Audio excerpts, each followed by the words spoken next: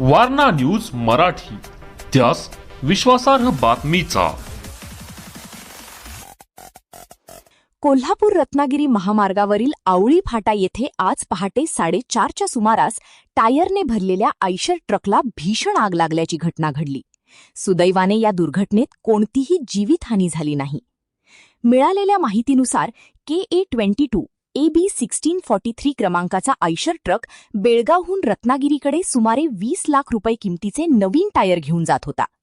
चालक येलगुंड यल्लाप्पा धनोरधर हा वाहन चालवत असताना आवळी फाट्यानजीक ट्रकची डिवायडरला धडक झाली.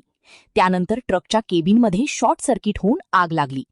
ही आग काही क्षणातच ट्रकमधील नवीन टायरपर्यंत पोहोचल्याने संपूर्ण वाहन आगीच्या भक्ष्यस्थानी पडले.